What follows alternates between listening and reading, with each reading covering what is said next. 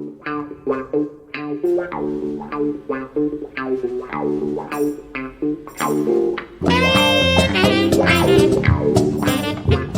evening, Gabby. Good evening, TC, and welcome all to our weekly podcast, The Curran View, with the Eye of Hillsborough, Mr. Terry Curran. If you're listening to the free first half on either Acast or Spotify, you can follow the links on our socials and access the full podcast via either Apple or become a Patreon, or the w's.patreon.com/SRB Media, on Twitter @Curran View, on Facebook The Curran View.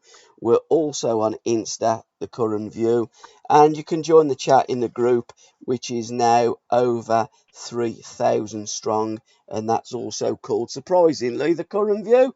Steady away, TC. Well, I'm going to make you smile because I know we hadn't heard it for a couple of weeks. Yes, I'm steady away. I've missed you, mate. I mean, we haven't done a podcast since the back end, the final weekend of last season. We do start our football forecasts again this week. I think it's either, what is it, Series 3 or Series 4 now. We've been doing it for 3 or 4 years, and you beat me every year on the football forecast. You're not surprised, are you? No, I'm not actually, no.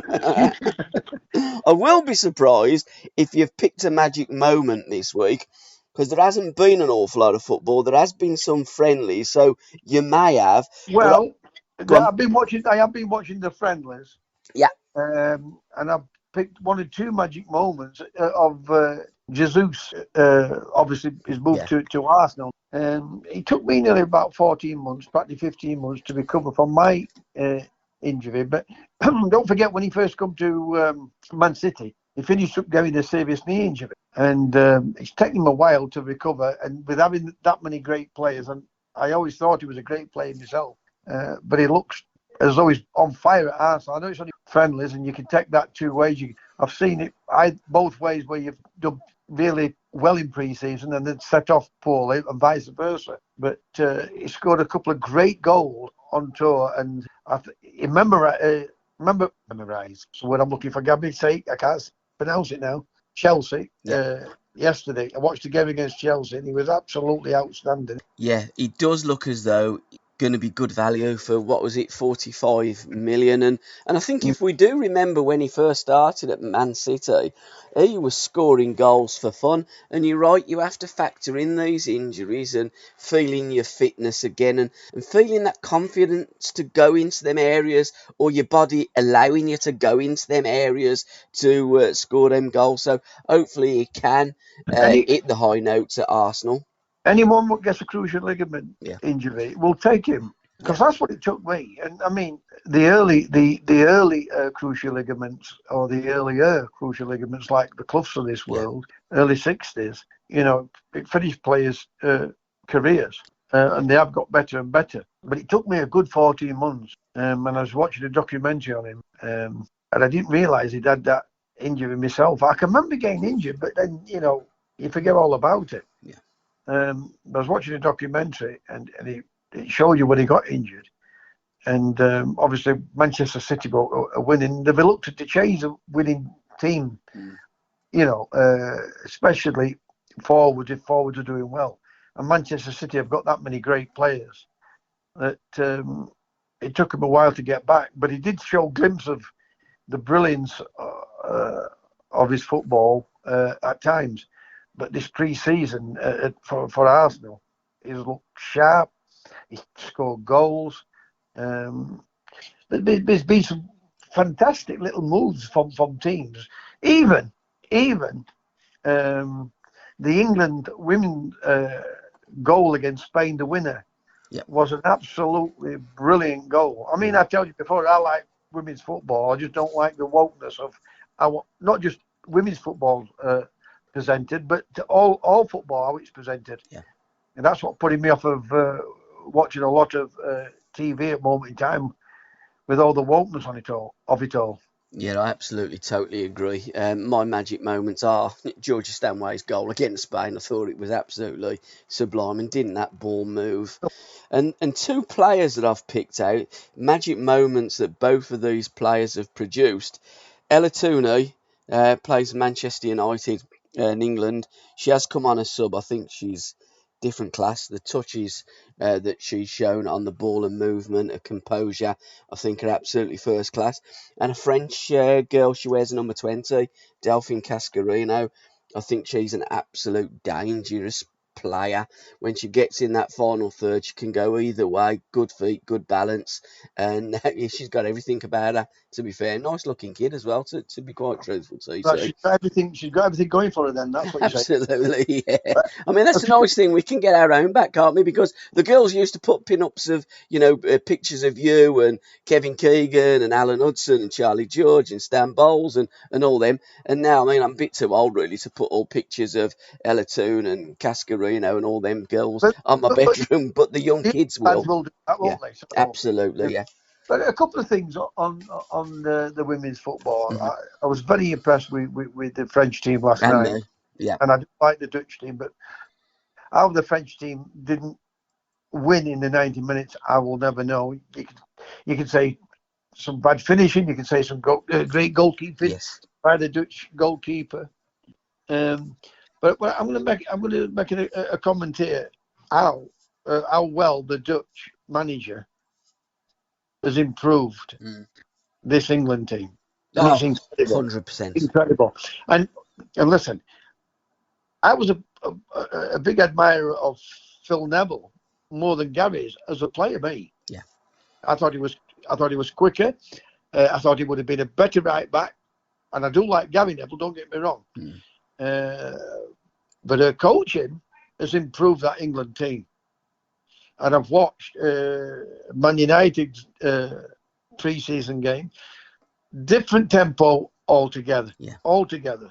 The movement, always looking to play forward. I know the game yesterday, they were 2-0 up, and Ten Hag wasn't too happy with how the game finished, but took everything into consideration for both sides. And it was a game of two halves. The weather conditions were atrocious. But I'm very impressed with them. Chelsea may be having a bit of a blip at moment in time because he doesn't seem to be happy that he hasn't got the right players coming in to Tuchel. So there's going to be some interesting and some disappointing teams this season. Absolutely. Everton as well, one of your former clubs, got an absolute pasting against Minnesota. Inch's the manager there, by the way, isn't he? So I'm guessing that whether that's how they got the game, the connection with Inchy and Everton. But my word, 4-0. I mean, I know that as you say, as you've alluded to, it's about fitness and, if you can get the ground running, but you don't read too much into these friendly results. You look at when the serious stuff starts on 6th of August for the Premier League and this weekend for the Championship, but you don't want to be getting 4-0 drubbings, do you? No, and like I said, Chelsea got that the other day against Arsenal. Yeah. But going back to the Everton scenario, they didn't get beat 4-0. They got absolutely a pasting. Yeah. And when you lose your best player, what looks as though he's going to get you goals to Tottenham, Richarlison, it's going to make it even worse for you. Yeah. And no disrespect, I've never been a keen lover when they signed him from Burnley. Everton look at a very ordinary team. And they're taking on. Signed who from Burnley too? And they're carrying on from the performance of last season. Yeah. What did you say then, Gab? Signed who from Burnley? The centre half, King. Oh yes, yeah. I think he's awful. I was never a big admirer of him. Football's changing. It's going. They're looking for players what can come out from the back, and it's not playing out from the back what's the problem, what caused a team problem, but he's playing out from the back with players what can't pass a ball or control a ball. Absolutely. Yet the coaches can't see that. That's what's the disappointing thing of it all. I mean, we used to play out from the back in the 70s as well, by the way, kids, if whoever's listening to the podcast, we had brilliant players on the ball in the 70s. I mean, I know... Sorry? on bad pictures. Absolutely, and I know these modern day coaches and the modern day presenters, etc., and the wokeness of everything in football would have you believe that it was invented in '92 and we've just invented how to pass a ball out from the back. But we've always played with composed footballers. I mean, you could put a Kevin Beattie, a Roy McFarland, a Bobby Moore, a Colin Todd, any of our fabulous uh, defenders of the '70s into an Everton team now. I mean, to Well, be fair, if you put Toddy and McFarlane, they'd probably improve it, even though they are 72. listen, I was a big Rio Ferdinand fan as Yeah. a player. As a player, Yeah. forget everything else. Mm. I like John Terry, right? But it's only opinions. Yeah. None of them or none of today's players would ever come near Kevin Beattie. Yeah. Nowhere near, because he got everything: pace, could pass the ball, aggression, understood the game. And I don't like. You've never heard me compare it, have you? But No. when they talk about football, the Premier League, the brainwave, the people won't listen to it. The people fall for it. It's like everything else. You know, if it's repetitive, eventually it sinks in with some people. Yeah. And that's what's happened. You know, football started in 1992 when the Premier League started to where the modern society. Absolutely, it drives me up the wall. But while we're talking about Kevin Beattie, we've linked up a little bit with the Kevin Beattie Foundation. There is a big event on the 13th of August. In fact, Huddy has been invited to it. He's going to be talking about Kevin. He was a big fan of Kevin, loved Kevin. He was on a couple of England duty games. One when they were over in France, and Uddy tells a great story about Brian Greenoff and Kevin at the bar.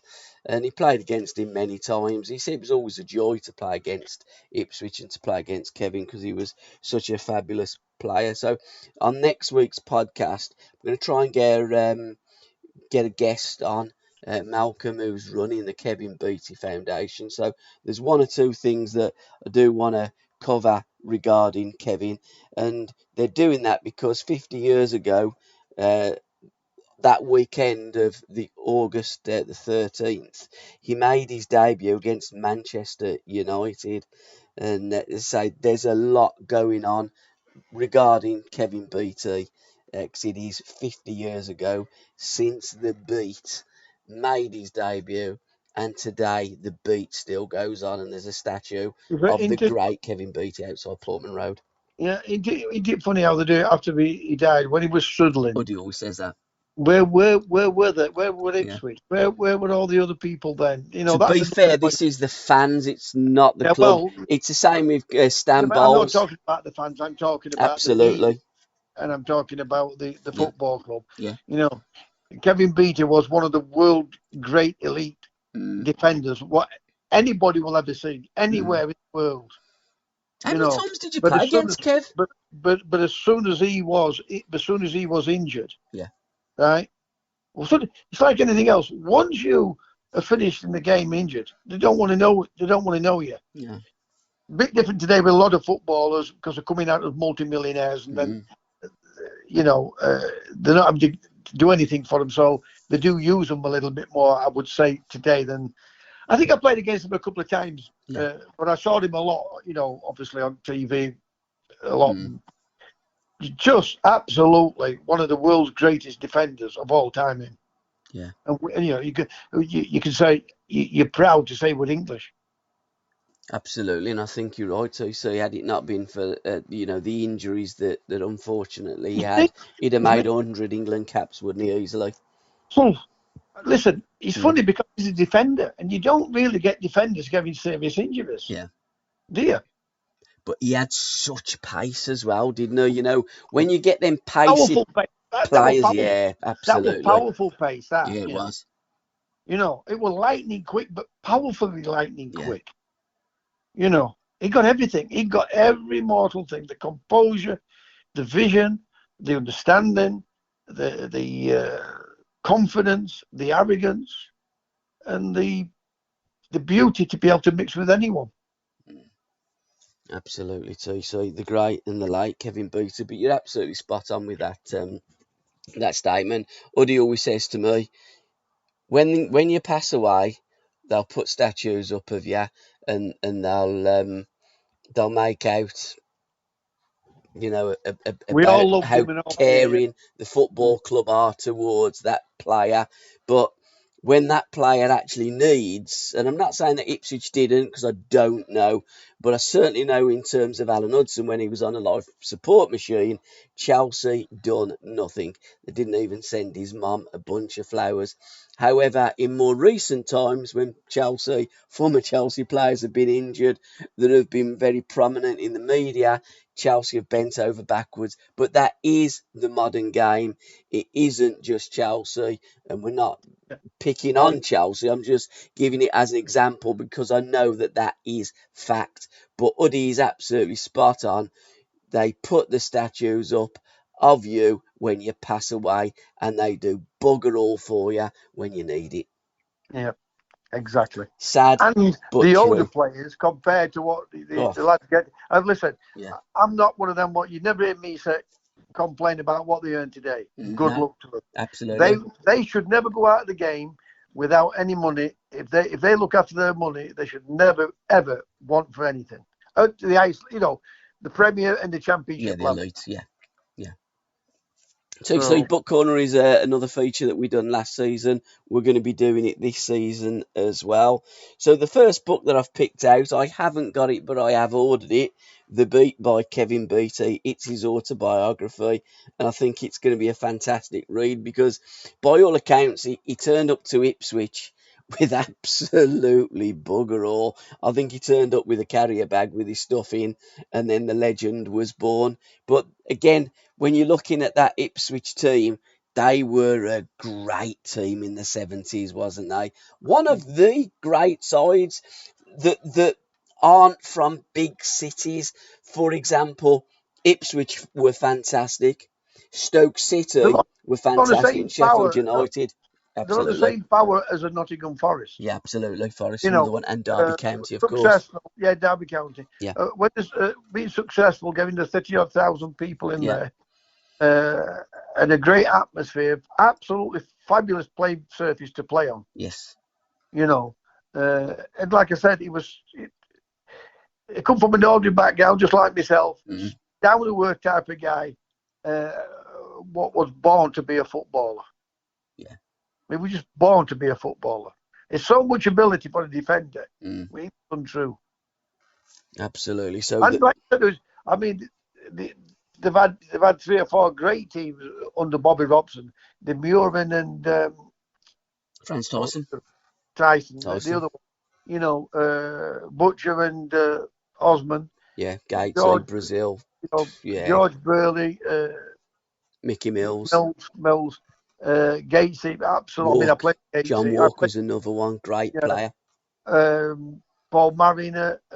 Before them, Colin Villjoin as well. And Yeah, but yeah, Alan Hamilton. Hunter. Yeah, Yeah, Brian Hamilton. what was the centre for Wymark? Trevor Trevor Wymark. Wymark. What a player he was, Warnie Woods, Wymark. the Clive winger. Woods, yeah. Some great players, And listen, I always did well there. Always played well down there. Yeah. I remember when I went to Everton, and my second game for Everton on loan, I ripped Ipswich apart. Derby County, we beat. Southampton, we got a draw there. That was another team like Luton. I absolutely ripped them apart in all the 3 times I played against them. Well, I think I played more than 3 times, but Yeah. always did well at Ipswich. Always I also enjoyed playing down there. Yeah, they're a great club, and again, Sir Alf Ramsey brought Ipswich up, Yeah. didn't they? And won the league in the first season, as Forest did in the 70s. They done that in the early 60s. But falling on bad times of late, Ipswich, it would be great. Nottingham Forest now are back in the Premier League, and I would like to see Ipswich go through the gears and get back into the Premier League because I think they're a fantastic club. I've always had a soft. I've fancy always them to liked win them, league and this year. QPR.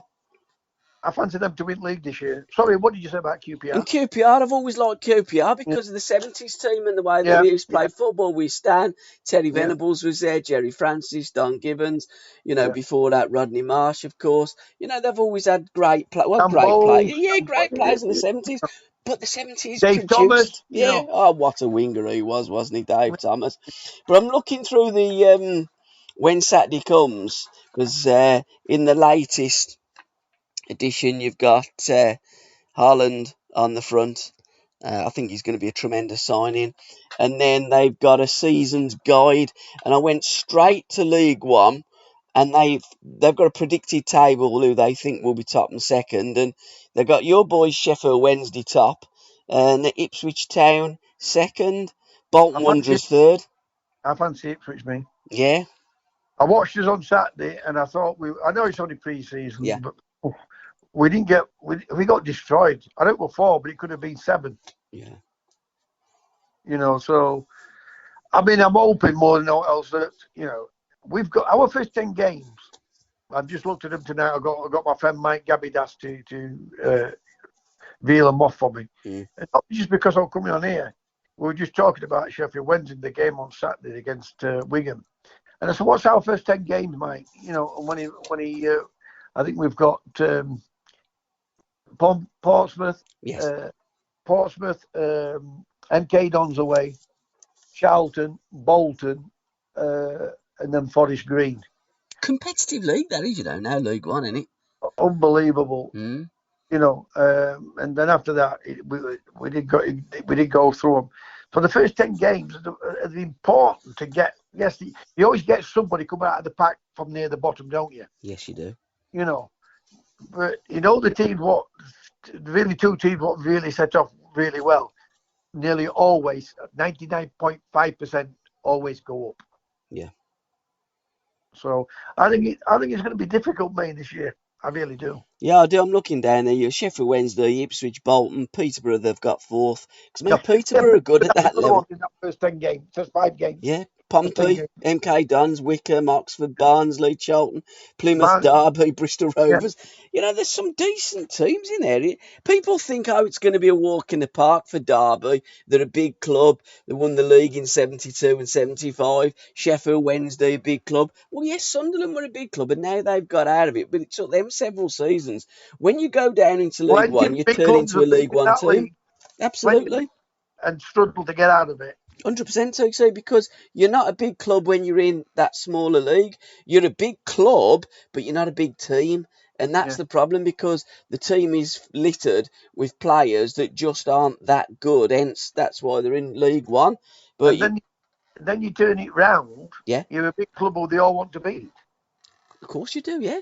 I mean, so imagine going to Hillsborough. That's the scout when they beat Sheffield Wednesday. Of course and when you play the local derbies, we're not going to be playing with them because they've been promoted. Yeah. But your Barnes is what's come down. Yeah. They are so difficult, them games. Because you can throw the form out the window. They seem to raise the game even more so. Of course they do. It's going to be a very difficult season for Sheffield Wednesday. I hope that we go up. Yeah. And I believe that we'll go up. But, there's always going to be obstacles for Wednesday because of when you look at them, this is the 3rd or 4th time now they've been in that division. Yeah. And once you've been in it once, you should never want to go back down there again. Yeah. And it's been run badly by a lot of bad people and a lot of bad managers. Mind you, I think we've just dodged a bullet. Bassini isn't buying Birmingham City, thank God. I listened to him a couple of times on radio interviews, and to say it was car crash is an understatement. My word, that bloke seems an absolute Fruit Loop. Well, he's either got dementia or he's a comedian. A complete Fruit Loop. Billy Liar. Oh, he's unbelievable. I don't mean that to be horrible. No, I don't. Yeah. But I mean, TalkSport, they're as daft as him for keep having him on. Well, they did it because it gets good ratings.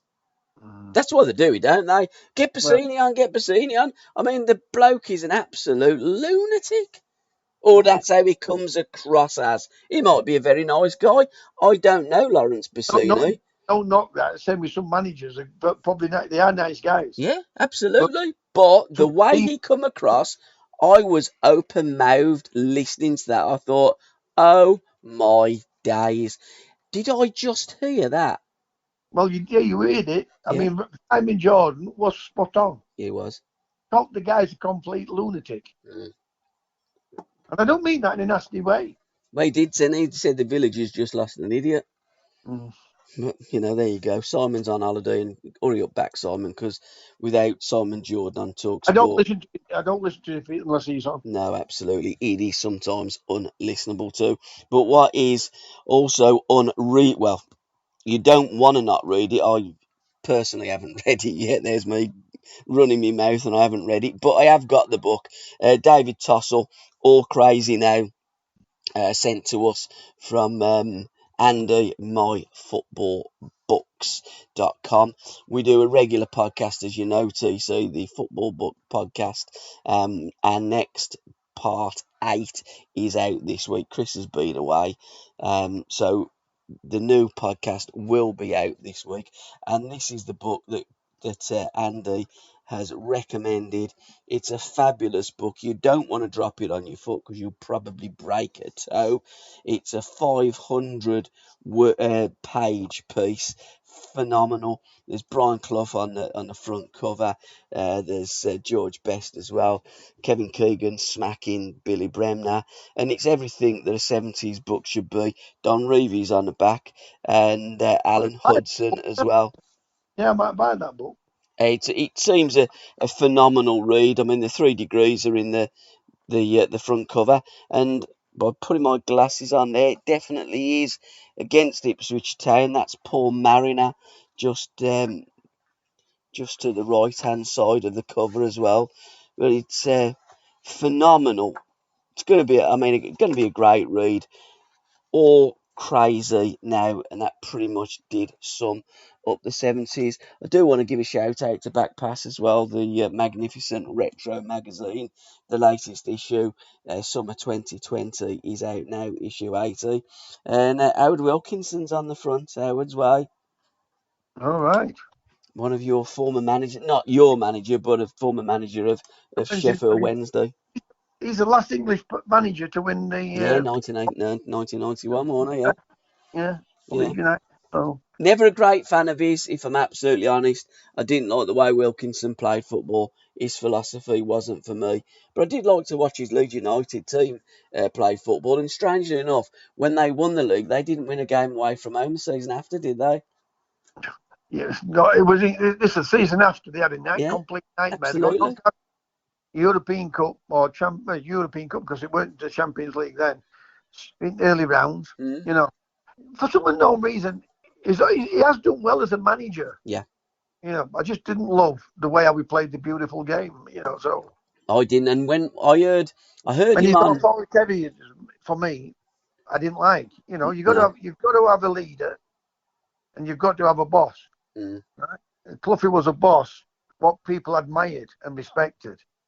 He just weren't for me. I was Wilkinson, and nothing against the man at all. It's just I didn't like the way how his team played football, and how he came across. That's absolutely. I remember an interview. I don't know if it was on Sports Night, Match of the Day, or any other broadcast that I watched or listened to, but I do remember him saying that he was the manager of Leeds United Football Club.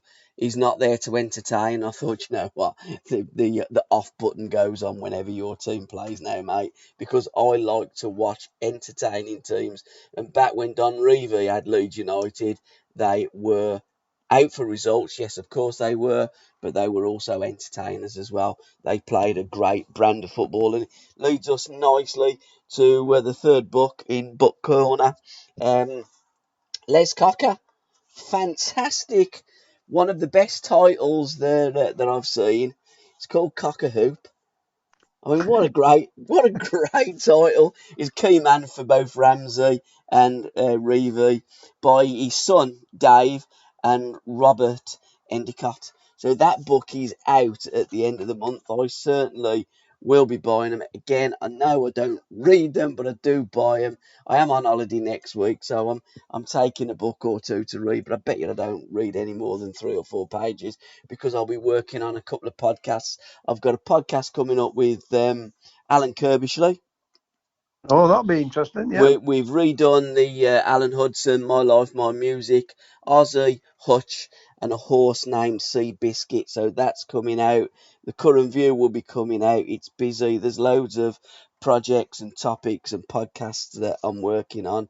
So I am going to take a couple of 70s books, and I do hope to read a little bit. But on this day, people always ask me, did I play for England? The answer is no. Hmm? Before the day I got my injury, my knee ligament injury for Forest against Burnley, I was picked in the squad. To listen to the rest of this podcast, please go to www.patreon.com/SRB Media, or just follow the links in the description. Thank you.